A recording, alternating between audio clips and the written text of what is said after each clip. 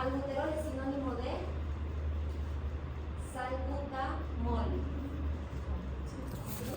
Bien, mencionabas corticosteroides inhalatorios. ¿Como cuáles? Porque no todos son inhalatorios, ¿sí? ¿Cuáles? ¿Algunos se acuerdan?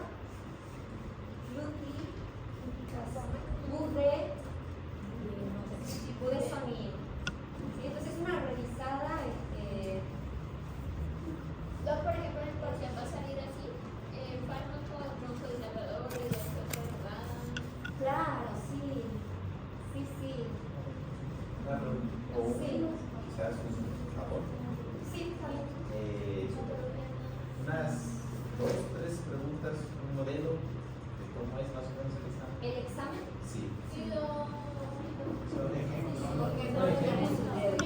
Con cualquier tema. Por eso, de las insulinas, por ejemplo, ¿cuáles son de acción rápida, intermedia, ultracorta, prolongada? ¿Sí? Y los nombres los tienes que saber. Por ejemplo, ¿cuáles son SABA, SAMA, LAVA? ¿Sí? ¿Cuáles son corticosteroides inhalatorios? Luego, presten atención a los casos clínicos. ¿Sí? Hemos revisado algunos casos. ¿Sí? Para entrar a este No ejercicios de cálculo, pero sí, digamos, viñetas. Paciente que le pasa esto, ¿qué conducta tomaría? ¿Sí? Sí es importante saber, digamos, grandes grupos, ¿no? O sea, por ejemplo, ¿cuáles son inhibidores H2? ¿Cuáles son inhibidores de la bomba de protones, por ejemplo? Después, ¿qué es la mesalamina? ¿Para qué se utiliza la mesalamina? dosis basal. Y por ahí, de algunos fármacos, por ejemplo, de algunos fármacos sí. Sí, de algunos fármacos sí. Especialmente los que están más señalados, ¿sí? Los que tienen que ver con terapéutica.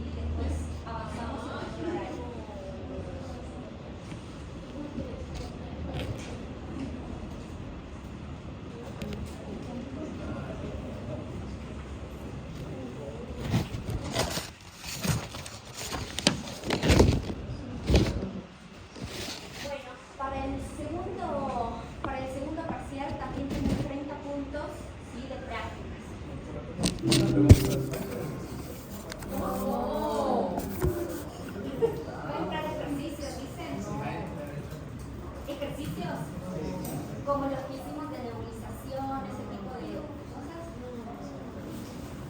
Les hago una pregunta, ya para el segundo parcial.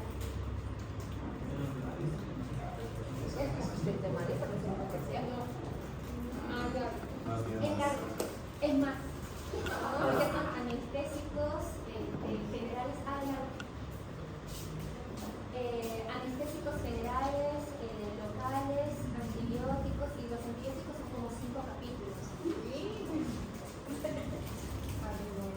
Eso es más fuerte. ¿Cómo hacer igual de la tarea y la actividad? Eso les quiero preguntar, porque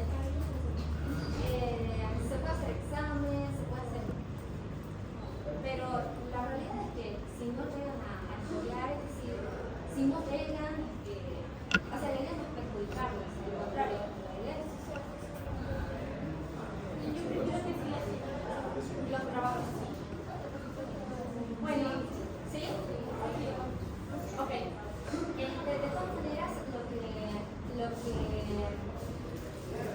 lo que les recomiendo es que se fijen, ¿sí?, los casos prácticos, ¿sí?, porque es importante que sepan manejar, ¿sí?, la nebulización, esas aplicaciones de insulina, ¿sí? Entonces que sepan, ¿sí?, los cálculos que hicimos. Bien. Vale. Y para el segundo parcial, si les parece, podemos sostener la misma metodología, ¿sí? Hacer un trabajo práctico, pero ya saben, lo tienen que hacer, o sea, avanzamos algo y ya lo tienen que estar haciendo, porque para un fin de semana, digamos, no es posible. Y son 30 puntos. O sea, es mucho. Son 30 puntos. Así que, y el siguiente, y lo que me diría es que el siguiente, sí, tengan los temas un poco más estudiados, porque va a ser con defensa, ¿sí? Va a ser con defensa y la defensa también va a tener un puntaje, ¿sí? Sí, Leila. La nota de la práctica de hoy la dice antes del examen, para saber con cuánto nota de práctica vamos a usar para hacer. No sé si es antes del examen. Sí, yo voy a tratar de hacerlo lo antes posible, pero no sé si lo cargan antes del examen.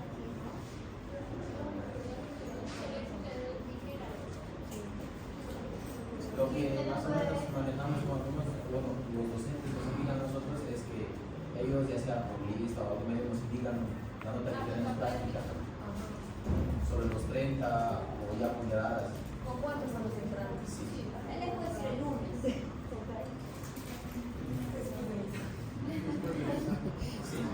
El lunes antes del examen, les puedo decir.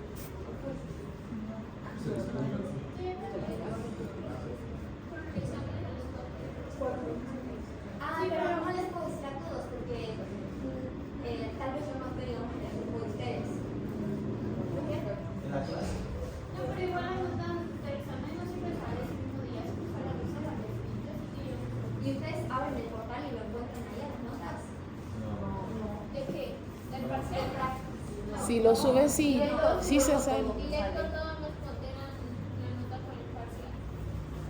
Pero doctora, lo puede subir al módulo. La calificación práctica. O al grupo.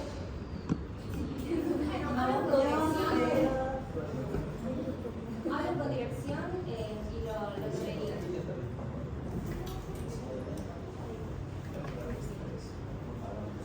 ¿Alguien va a comentar algo? Bueno, entonces para el segundo parcial, si seguimos con lo mismo de los trabajos prácticos, y sí son 30 puntos. De por sí, más o menos saben qué tanto empeño le han colocado, qué tanto se acercan a la rúbrica, ¿sí? No va a ser lo mismo el que empezó hace una semana, el que lo hizo durante el fin de semana y el que lo hizo desde el principio. Y eso se nota, ¿sí? Eso se nota. Así que ya vayan haciéndose la idea de qué tanto se acercan a la rúbrica, qué tanto ustedes lo trabajan. ¿Sí? Bien. Bueno.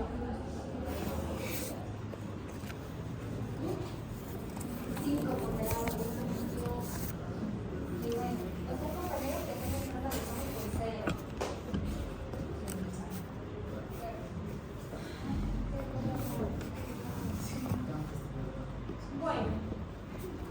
Para este tema, ¿sí? Debemos recordar lo que es la introducción al sistema nervioso central. ¿Sí? ¿Se acuerdan de la neurotransmisión glutamatérgica? La neurotransmisión GABAérgica. Bien. ¿Alguien se acuerda de los receptores GABA?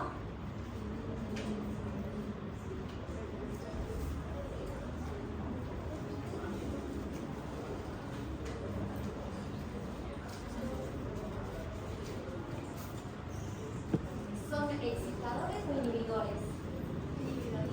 Inhibidores. Bien. Hay GABA A y GABA B, ¿cierto? Vale. Los GABA A son ionotrópicos o metabotrópicos. Ionotrópicos. Muy bien. Y que, como son inhibidores, ¿sí? Hiperpolarizan a la neurona, ¿verdad? ¿Qué dejan ingresar? Los GABA. Tienen un polo que dejan ingresar. ¿Qué ion?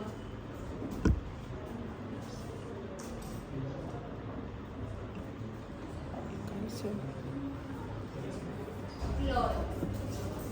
¿Sí? Entonces, el ligando, ¿qué va a ser de los receptores GABA? El ligando que activa esa compuerta va a ser el GABA. ¿Y dónde se van a unir, por ejemplo, las benzodiazepinas?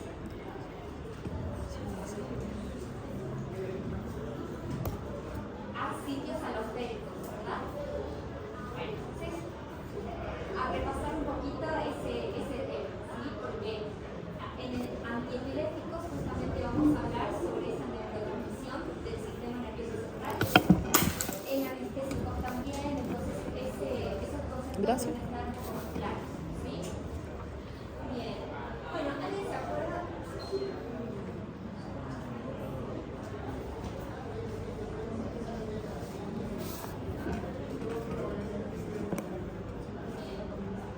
¿Alguien se acuerda de las funciones?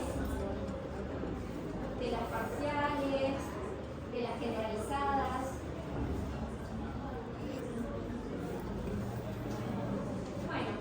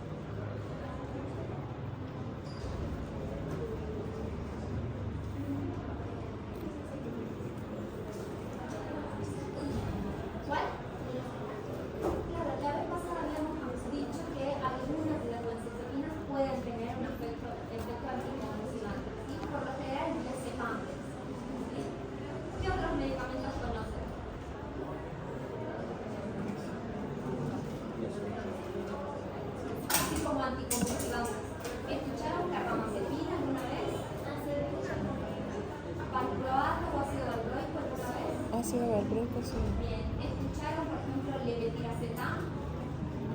Bien, ¿escucharon la motrigina? Entonces, vamos a ir viendo estos medicamentos. Entonces, ¿cuál va a ser el mecanismo de acción? Va a ser la inhibición de esta propagación de la actividad eléctrica. ¿Sí? Va a haber una liberación glutamatérgica que va a activar y va a propagar esta señalización. Entonces, justamente estos medicamentos van a inhibir esta propagación, ¿sí? Mediante el aumento del tono inhibitorio. Dijimos que las que dan el tono inhibitorio en el sistema nervioso central son las interneuronas GABAérgicas, ¿sí? Entonces, este va a ser su target de acción, ¿sí? Otro mecanismo de acción va a ser justamente la disminución de esta excitación mediada por el glutamato, ¿sí? Entonces, ahí tenemos dos grupos de fármacos, ¿sí? Los que van a aumentar el tono inhibitorio y los que van a inhibir el tono excitatorio, ¿sí? Bien. Entonces, acá se puede actuar sobre la modulación de los canales sodio-potasio, activados por voltaje, la potenciación de la inhibición del tono GABAérgico, sí que lo vamos mencionando una y otra vez, la modificación de la liberación, ¿sí?, de estos neurotransmisores y la disminución de la excitación mediada por glutamato. ¿Sí? Entonces, de acá ya lo recontra sabemos que la señalización GABAérgica es inhibitoria y la glutamatérgica excitatoria. ¿Sí? Entonces, hay varias formas de clasificar los tipos de crisis. ¿Sí? Acá están, ¿sí?, las crisis focales y las crisis generalizadas. ¿Sí? Ojo que las crisis de inicio focal pueden secundariamente generalizarse. ¿Sí? La idea es que esto no ocurra. ¿Sí? Hacer un buen control sintomatológico y que la evolución, ¿sí?, de estos tipos de epilepsias focales no lleguen a generalizarse. Ustedes acuérdense que cada vez que existe una convulsión tónico-clónica generalizada, existe muerte neuronal. Existe muerte neuronal por sobreexcitación glutamatérgica, ¿sí? Eso se llama citotoxicidad glutamatérgica. Entonces, lo que se debe intentar es que esa persona no llegue a tener crisis secundariamente generalizadas. Y si tiene una presentación inicial con crisis tónico-clónica generalizada, que estas no se vayan repitiendo, porque cada crisis va a producir éxito, toxicidad y muerte neuronal. ¿Sí? Bien. Bien, entonces ya dijimos que el efecto final de los diferentes mecanismos va a ser inhibir ya sea la generación de estas descargas convulsivas o inhibir esta propagación. ¿Sí? Entonces, acá es importante el aumento del tono inhibitorio de esas interneuronas GABAérgicas y la disminución de la neurotransmisión glutamatérgica que dijimos es excitatoria. Entonces, acá es importante saber, ¿sí?, que algunos medicamentos van a trabajar, van a hacer su acción terapéutica a través de los canales de calcio, sodio, potasio activados por voltaje. ¿Sí? Otros van a ser sobre la transmisión GABAérgica, otros sobre la transmisión glutamatérgica, ¿sí?, y otros directamente en la liberación sináptica. Bien, entonces, acá tenemos la inhibición de la excitación. Estamos hablando por lo general del antagonismo NMDA. ¿Sí? Cuando veamos cada fármaco vamos a ver su mecanismo de acción. ¿Sí? Pero acá tenemos que recordar que los NMDA son receptores glutamatérgicos. ¿Sí? Entonces ya tenemos que ir recordando un poquito. Entonces, intensifican la inhibición los que van a producir una mejoría de la transmisión GABA-A, ¿sí?, de los receptores GABA-A. Entonces, ¿cuáles van a actuar sobre los receptores GABA-A como moduladores alostéricos? ¿Sí? Son los que vimos la vez pasada, ¿sí? Benzodiazepinas, fenobarbital. De los barbitúricos, el fenobarbital es uno de los que más efectos anticonvulsivantes tiene. Bien, existen otros, ¿sí?, como la diagabina, la digabatrina, que van a producir mayor disponibilidad justamente de este neurotransmisor. Existen moduladores alostéricos de canales. Este es un canal de inhibitorio sobre las células. Entonces, acá tenemos una sinapsis excitadora glutamatérgica. Acuérdense que el glutamato, ¿se acuerdan del metabolismo del glutamato? ¿Verdad? Con la ayuda de una célula glial, los diferentes receptores. Dijimos que los receptores son NMDA, AMPA, CAINAC. ¿Sí? Bien. Y acá están las GABAérgicas. ¿Sí? Bueno, acá está la GABAérgica. En la GABAérgica, acuérdense que los receptores que vamos a mencionar acá son los GABA A.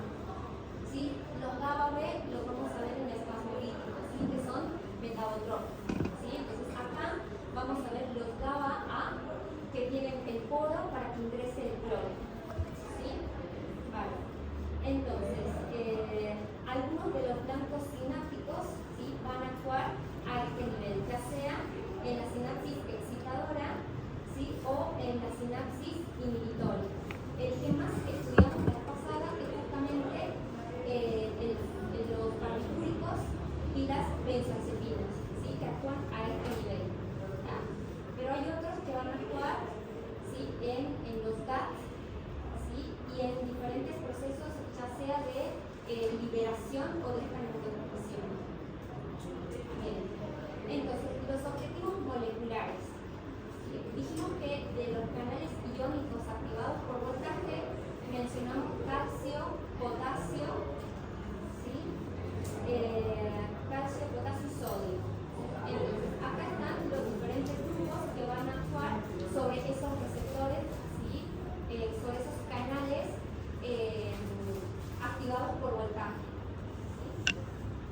Acá están los que vimos anteriormente, ¿sí?, los que actúan en sitios alostéricos de los receptores GABA A, en el transportador GAT1, ¿sí?, y la transaminasa dentro de lo que es el metabolismo, ¿sí?, del GABA. Bien, después hay algunos que van a actuar en la liberación sináptica. ¿Sí? ¿Se acuerdan que es una exocitosis mediada por calcio? ¿Verdad? Entonces, a este nivel, si existen diferentes receptores que producen esta acoplación, ahí actúan el levetiracetam, que es un fármaco muy utilizado, ¿sí?, el levetiracetam, y la gabapentina, la pregabalina. ¿Sí? La pregabalina también lo van a ver en la regulación del estímulo nociceptivo. ¿Sí? Bien. Tenemos además en la modulación sobre receptores AMPA, que son glutamatérgicos, ¿sí?, y hay algunos que son para enfermedades específicas. ¿Sí? Por ejemplo, el everolimus. ¿Sí? El everolimus lo van a ver también para otras indicaciones, ¿sí?, no solamente para como anticonvulsivo. Bien, entonces, dijimos que los anticonvulsivos, ¿sí?, son importantes en cuanto a su adherencia. ¿Sí? Es importante explicar la predisposición que tienen estas células, ¿sí?, estas neuronas, de agruparse, por lo cual el tratamiento tiene que ser sostenido, ¿sí?, a mediano o largo plazo. ¿Sí? Algunos de ellos tienen un estrecho índice terapéutico, ¿sí?, por ejemplo el fenobarbital.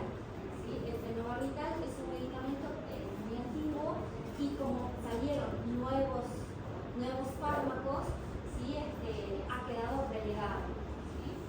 Bien, entonces, algunos de estos, por ejemplo, los barbitúricos, ¿se acuerdan que terminamos la clase anterior con una lista enorme de interacciones? Bueno, entonces cuando hablamos de barbitúricos nos tenemos que acordar de todas esas interacciones.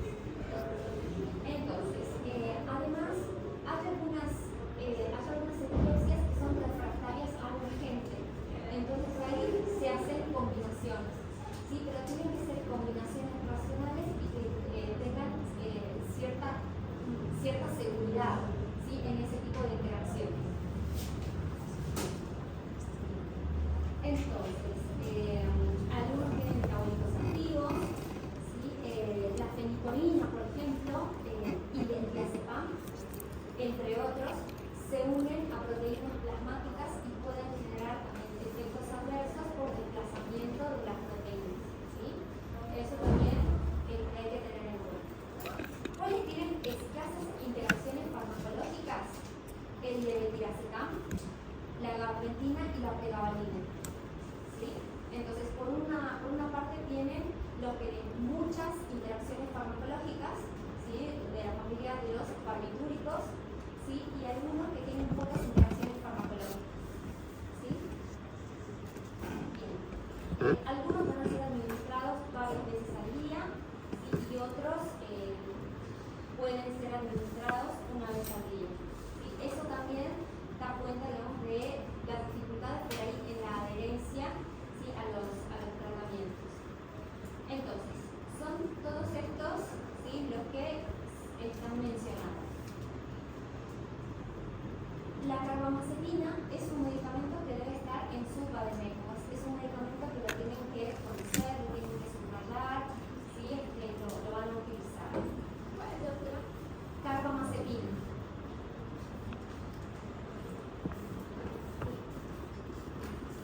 ¿Vas a volver? Sí. Voy a llamar lista al final. Pero aquí está su mochila. Ah, De la sacar. bien, la oxcarbamazepina también, ¿sí? es un fármaco que lo van a usar mucho. La lacosamida, la fenicoína, igual la tienen que conocer, ¿sí? La fenicoína. La gabapentina y la pregabalina también. Bien. Las crisis de ausencia, ¿se acuerdan de las crisis de ausencia? El nombre lo dice, ¿no? Población infantil, bien. Ahí también se puede utilizar el tosuximida. ¿Sí? El valproato. El valproato es un medicamento que se utiliza mucho. Entonces lo tienen que conocer, al valproato. Esta puede ser útil para crisis mioclónicas, ¿sí? Como las crisis mioclónicas juveniles, pero también para crisis generalizadas. ¿Sí? Bien, la lamotrigina es muy utilizada, ¿sí? Y tiene un perfil de efectos adversos relacionados con erupciones cutáneas, potencialmente mortales. Entonces la lamotrigina la tienen que conocer. ¿Sí? El levetiracetam también, ¿sí? Es de los más nuevos. Bien, de acá. Bueno, topiramato también.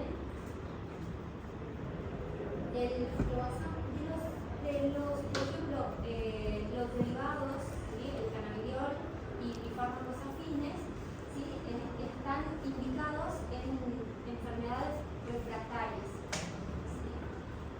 También la apigabatrina y el everolimus para el complejo esclerosis tuberosa, ¿sí? Entonces hay algunos que tienen indicaciones muy específicas, ¿sí? Bien, otros como las benzodiazepinas, que ya dijimos de las benzodiazepinas, la que más produce este efecto inhibitorio a través del aumento del tono inusuario de las interneuronas GABAérgicas es el diazepam. Bien. Bueno, entonces, el canal de sodio.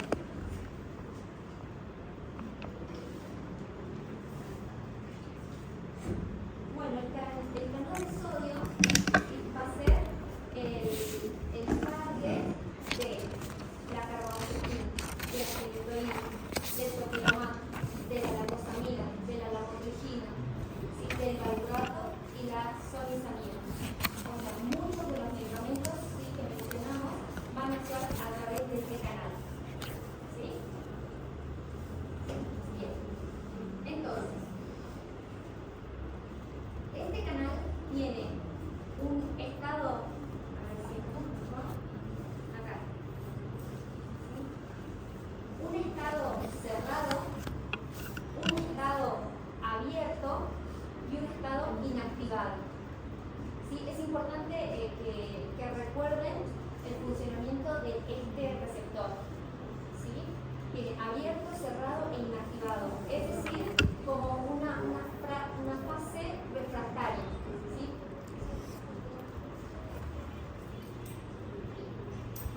Entonces,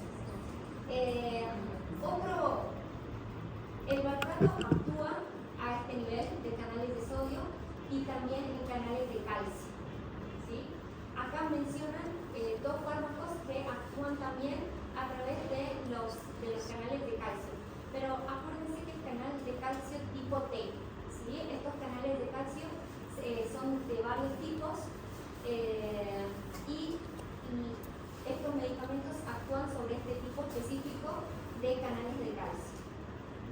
Bien, entonces la carbamazepina. ¿Sí? Este medicamento dijimos que es útil para crisis focales y crisis generalizadas. Por eso lo van a ver si están usados en condiciones neurológicas, ¿sí? De epilepsia. Bien, entonces actúa por medio del canal de sodio activado por voltaje. ¿Sí? Es el que vimos que tiene un estado abierto, un estado cerrado y un estado en reposo. Bien. Entonces, la inactivación termina el potencial de acción y tiene este cambio en la configuración.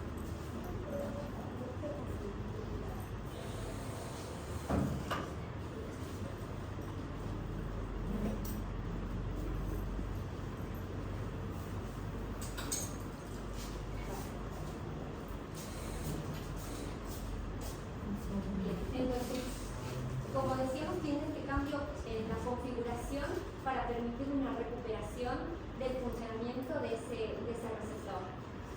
Bien, también se va a utilizar por otras condiciones, ¿sí? La neuralgia de trigémino, el trastorno bipolar. La farmacocinética tiene niveles máximos en 6 a 8 horas, una distribución lenta y lo importante es que es un potente inductor. ¿Se acuerdan que es un inductor hepático? Aumenta la velocidad del sistema microsomal. ¿Sí? Este medicamento autoinduce su propio metabolismo. ¿Sí? Es decir, que después de algún tiempo se tienen que hacer correcciones en la dosis de carbamazepina. ¿Sí? Bien. Por eso la vida media al principio va a ser de 36 horas y después va a ser reducida por su autometabolismo. ¿Sí? Bueno, entonces las dosis de adultos pueden ser variables entre 800 y 1200 por una máxima de 1600. En niños, por supuesto, hablamos de dosis kilo-peso. Ahora, estos medicamentos por lo general necesitan una farmacovigilancia con concentraciones séricas. ¿Sí? Entonces, las concentraciones séricas de carbamazepina tienen que estar entre 4 y 8 ¿sí? microgramos por mililitro. ¿Sí? ¿Por qué? Porque como es autoinductor, ¿sí? Va a variar esa concentración plasmática y vamos a tener que hacer ajustes en la dosis. ¿Sí? Entonces puede ser que al principio responda bien a una dosis de 800 y después tengamos que ajustar porque su concentración sérica va a disminuir, ¿sí? Y por tanto su eficacia terapéutica. Puede ser que el paciente tenga una convulsión si es que no consideramos la autoinducción y el descenso de las concentraciones. Por eso la farmacovigilancia de estos fármacos tiene que ser con concentración sérica. ¿Sí? Entonces, acá un dato importante es saber que la concentración terapéutica es entre 4 y 8. Menor a 4 no es una dosis terapéutica, una concentración terapéutica, y mayor a 8 ya puede predisponer a la persona a tener efectos adversos. ¿Sí? Entonces, dijimos que es un potente inductor enzimático, especialmente de los citocromos 3 a 4. Recuerden la cantidad de medicamentos que se metabolizan a través de esta vía. Mencionamos muchos. ¿Sí? Entonces, esto lo que va a hacer es disminuir los niveles de otros fármacos, inclusive los anticonceptivos orales. ¿Sí? Muchos de estos anticonvulsivantes van a ser terapéuticos. Entonces, mucha precaución al momento de prescribirlos en mujeres en edad fértil, ¿sí? Porque aparte de que son terapéuticos, pueden disminuir la eficacia anticonceptiva. ¿Sí? Bien.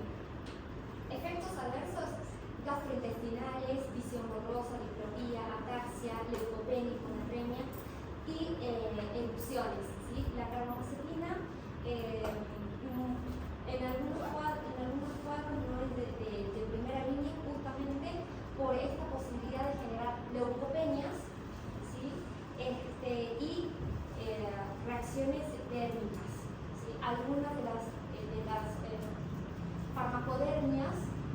están relacionadas con el uso de carbamazepina, inclusive el síndrome de Stevens-Johnson. ¿Se acuerdan que lo hablamos del síndrome de Stevens-Johnson?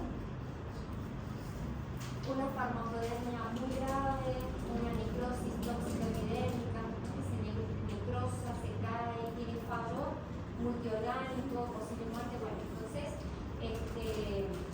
a tener mucho cuidado con el manejo. La carbamazepina tiene menor inducción hepática, por lo cual produce menos interacciones. ¿Sí? Es una molécula más nueva, ¿sí? Y que tiene un mejor perfil de efectos adversos. ¿Sí? Bien, entonces, acá es para recordar el potencial de acción. ¿Sí? Dijimos que la apertura de los canales de sodio, ¿sí? Produce este pico, ¿sí? Junto con la activación de los canales de potasio. ¿Sí? Acá, ¿sí? Es el tiempo que estamos viendo, ¿sí? Cuando se va cerrando ese canal de sodio, ¿sí? Y vuelve y queda inactivado, ¿sí? O sea, se cierra, primero viene la apertura, la inactivación y luego el cierre. Por eso pasa, digamos, de un estado abierto a un estado cerrado, ¿sí? Y en reposo. Acuérdense que el reposo es estar refractario, ¿sí? Bien. Esto es lo mismo, los canales de sodio dependientes de voltaje, ¿sí? Acá está ocurriendo la hiperpolarización, ¿sí? Se abre y la inactivación, ¿sí? Que acá tiene, ¿sí? esta compuerta, ¿sí? Que produce justamente inactivación, ¿sí? Entonces estamos hablando de apertura y cierre, pero también, ¿sí? De una recuperación. ¿Sí? ¿Vieron? Acá en este estado está inactivo. ¿Sí? Bien. Entonces, la estructura de los canales de sodio, ¿sí? Tiene diferentes subunidades, ¿sí? Subunidades alfa, subunidades beta, que ahora lo estamos viendo como si estuviéramos activados ya este canal. ¿Sí? Pero al cierre tienen un polo, ¿sí? Tienen sensores de voltaje. Bien, entonces, acá son los diferentes lugares donde se unen los anticonvulsivos, ¿sí? Entonces, los anticonvulsivos van a tener diferentes sitios en los diferentes canales, ¿sí? Entonces, acá está ese mismo canal, pero plegado, ¿sí? Plegado con el polo exterior, el polo interno, ¿sí? Y acá están, entre las diferentes subunidades, los sitios de unión, por ejemplo, de la lamotrigina, en este caso. Entonces, para las crisis focales, por ejemplo, está la lacosamida, ¿sí? que su mecanismo de acción es a través de la inactivación lenta de los canales de sodio y está indicado en mayores de 17 años. ¿Sí? Esta lacosamida tiene pocas interacciones porque no inhibe el sistema microsomal. ¿Sí? Después, la fenitoína. La fenitoína no es de primera línea, ¿sí? En terapia, porque estamos hablando que estas condiciones necesitan un tratamiento a mediano y largo plazo. Entonces, por lo general no se va a utilizar la fenitoína para el tratamiento crónico a largo plazo de primera línea, ¿sí? Sin embargo, hay algunos entornos donde los pacientes por ahí no tienen acceso a moléculas más nuevas, más caras, ¿sí? O en los sistemas de salud.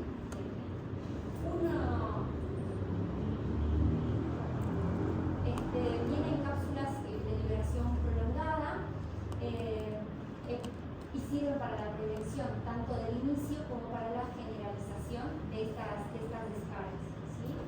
Se une a la albúmina en un 90%, que ya habíamos mencionado esta característica, y es un potente inductor enzimático, ¿sí?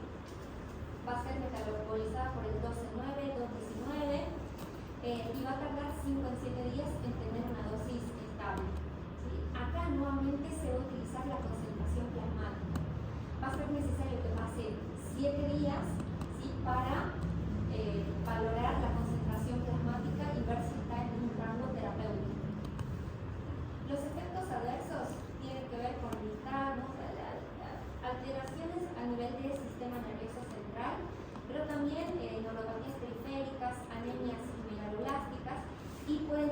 presentaciones idiosincráticas, ¿sí? Es decir, que no son dosis dependientes como erupción cutánea y la granulocitosis, ¿sí? La granulocitosis es un efecto adverso que va a necesitar además una farmacovigilancia, ¿sí? Con el recuento de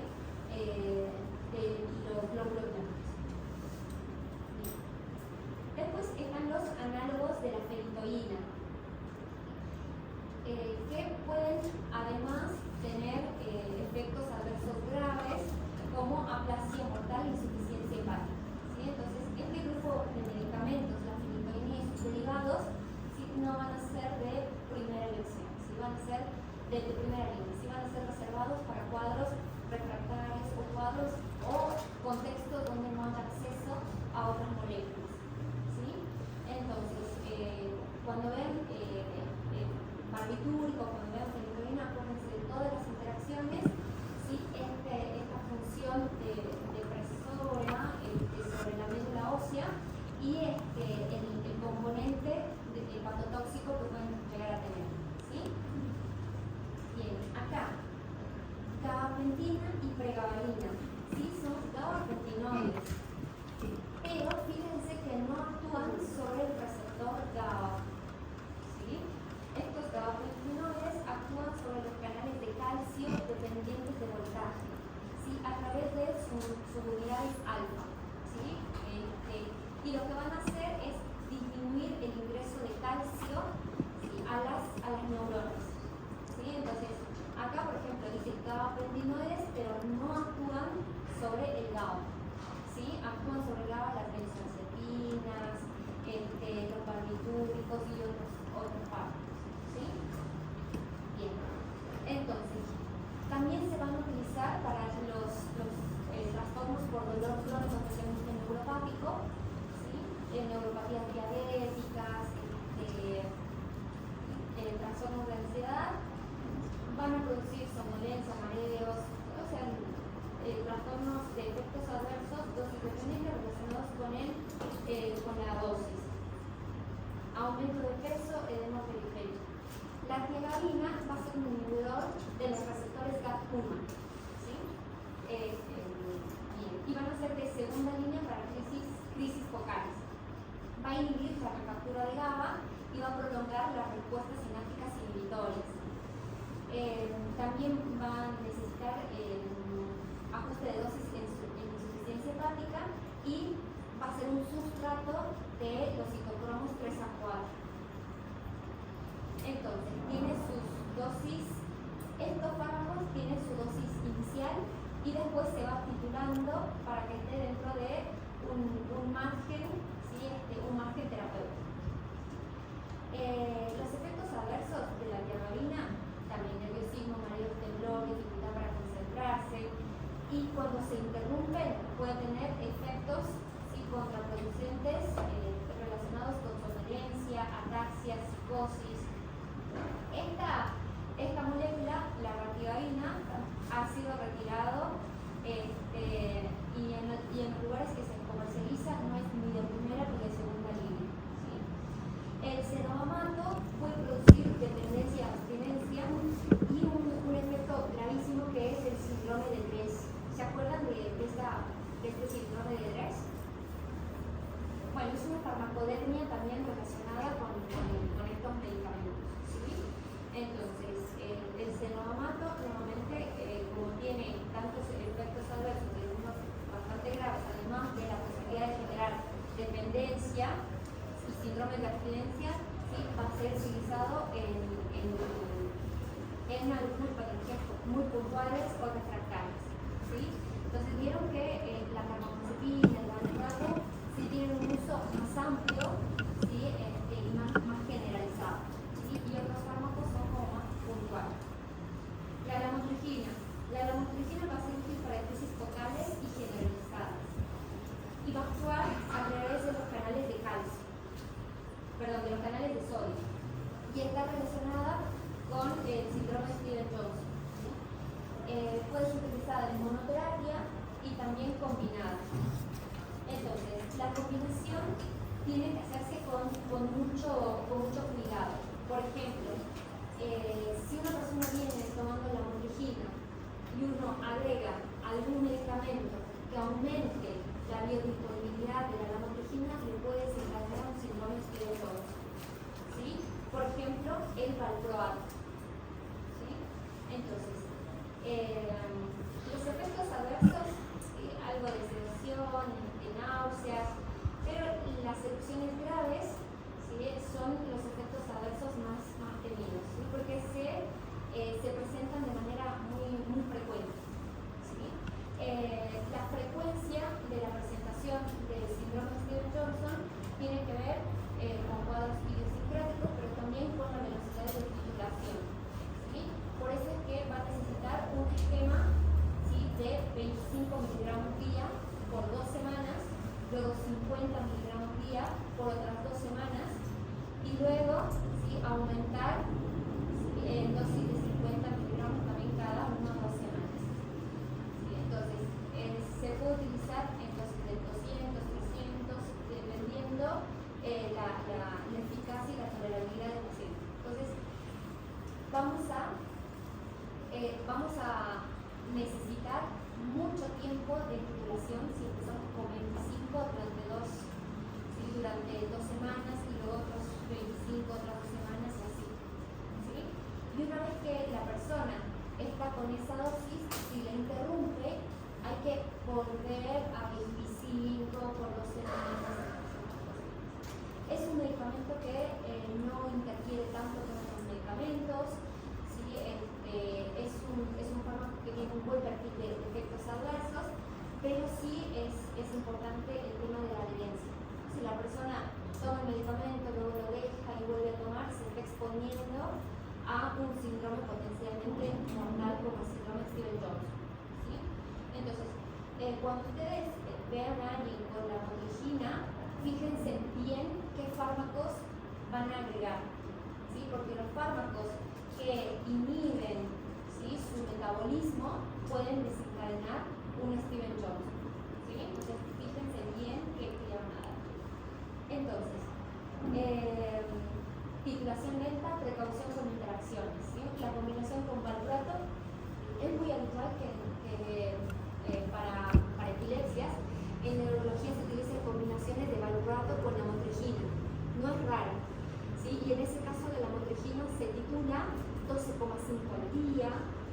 ¿Sí? Es decir, la velocidad de titulación es mucho más lenta. ¿Sí? O incluso se reduce, aquí está, 12,5 cada 2 días o 25 cada 2 días, aumentos de 25 cada 2 semanas, ¿sí?, y una dosis de mantenimiento más bajita, de 100 a 200. ¿Sí? Bueno, el levetiracetam. El levetiracetam tiene un perfil, es una molécula más nueva, tiene un perfil más favorable de efectos adversos, ¿sí?, y también más favorable en cuanto a sus interacciones farmacológicas. Las dosis son de 500 a 1000 miligramos por día, hasta una dosis máxima de 3000 miligramos al día, administrada en 2 horas. Un efecto adverso que es bastante común con el uso de levetiracetam son trastornos conductuales, trastornos del comportamiento. Entonces son personas, por ejemplo, con epilepsia, ¿sí?, que se les da levetiracetam y no eran agresivos, no eran irritables y empiezan a estar de esta manera. ¿Sí? Pueden tener la habilidad emocional, entonces es un efecto adverso que se ve con mucha frecuencia con el uso del levetiracetam. ¿Sí? El privaracetam también viene como efectos adversos estos trastornos, ya sea anímicos, conductuales. ¿Sí? Acá tenemos un antagonista del AMPA. ¿Sí? El AMPA es un receptor glutamatérgico. ¿Sí? Es el perampanel.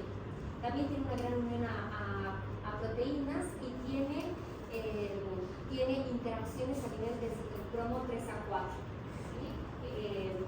Como efectos adversos, además de cefalea, mareos, puede tener trastornos conductuales.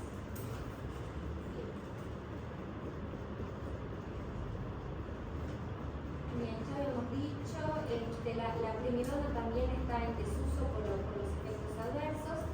Bien, el felbamato bloquea los receptores NMDA también tiene interacciones con otros anticonvulsivantes, especialmente por su efecto sobre el citocromo, ¿sí? Varios efectos del citocromo. Bien, entonces dijimos que carbamazepina muy utilizada, la motrigina, el levetiracetam, el valproato también, ¿sí? Entonces si se está armando su vademécum, el valproato es un fármaco que debe estar ahí, ¿sí? Es de primera línea y su forma activa es el ion valproato. Entonces se comercializa como sales de valproato sódico, ¿sí? Valproato de magnesio, pero la forma activa va a ser justamente la forma ionizada. Es un fármaco muy utilizado porque es eficaz en crisis tónico-clónicas generalizadas, crisis parciales, crisis de ausencia, crisis mioclónicas, ¿sí? Entonces se va a utilizar, ¿sí? En población infanto-juvenil y en adultos. Entonces, tiene una alta unión a proteínas y viene además en formulación prolongada, ¿sí? Los LP o los XR. Bien, nuevamente la titulación es lenta, ¿sí? Partiendo de una dosis inicial hasta la dosis mínimo eficaz. Acá también otro concepto importante es el de los niveles séricos, ¿sí? Entonces, ¿se acuerdan los de la carbamazepina? 4 a 8, ¿no? Bueno, este es un nivel sérico que también, ¿sí? Lo tenemos que saber, lo tenemos que manejar, ¿sí? El nivel sérico del valproato, 50-100 microgramos por ml. Tiene también muchas interacciones y es teratogénico. Bien, también precaución con las combinaciones de la motrigina. La toxicidad hepática idiosincrática puede ser fatal, ¿sí? Entonces, no sabemos qué personas van a tener una hepatotoxicidad fulminante porque es idiosincrática, ¿sí? No es dosis dependiente. Entonces, uno puede empezar a dar el valproato y en plena titulación puede tener datos de falla hepática, ¿sí? Por lo que la farmacovigilancia necesita incorporar el funcionamiento hepático, ¿sí? También el seguimiento con recuento de plaquetas porque tiende a producir trombocitopenia. Entonces el perfil del valproato es ese, ¿sí? Más hepatotóxico, con tendencia a la trombocitopenia, muchas interacciones y teratogénico, ¿sí? Incluso si es posible no utilizarlo en mujeres en edad fértil, ¿sí? Es mejor. ¿Sí? Algunas mujeres se ha visto la relación entre poliquistosis ovárica y el uso de valproato. Entonces estamos hablando de medicamentos que se dan a mediano o largo plazo y que pueden interferir con la fertilidad, ¿no? De esta paciente. ¿Sí? Bien. Bien, el topiramato. El topiramato también es un fármaco más reciente y es muy utilizado, ¿sí? Entonces el topiramato también hay que saber. Actúa por varios mecanismos. A través de los canales de sodio activados por voltaje, los receptores GABA-A, los AMPA y los KINA. Actúa sobre crisis focales en adultos, en niños, crisis tónico-clónicas generalizadas, espasmos infantiles, síndrome de Dravet, crisis de ausencia, epilepsia mioclónica juvenil.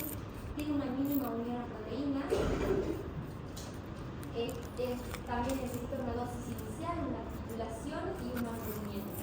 El topiramato, repetirme, es efectos adversos a nivel cognitivo, ¿sí? Es decir, va a producir enlentecimiento de las funciones cognitivas, ¿sí? Puede producir paresthesia, somnolencia y urolitiasis, ¿sí? Así que a tenerlo en cuenta, digamos, este efecto adverso.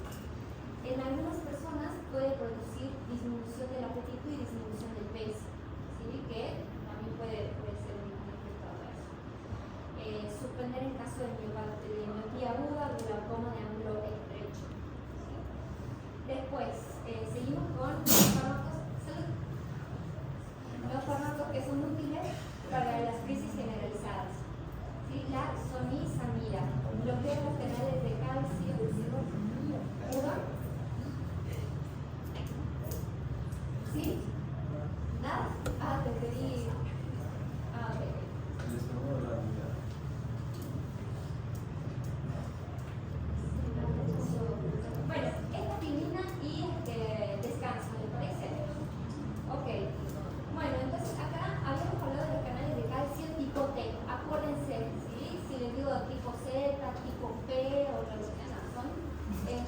tipo T, ¿sí? Activados por voltaje.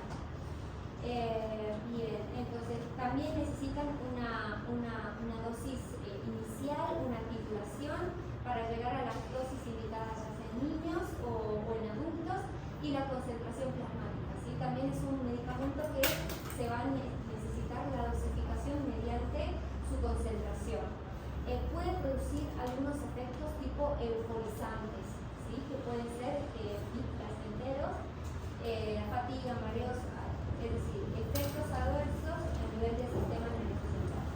Y la trimethadiona actualmente está en desuso porque generaba ceguera nocturna, ¿sí? Entonces está para la bibliografía, pero no está en uso. Bueno, nos vemos en 10 minutos, ¿sí? Vale.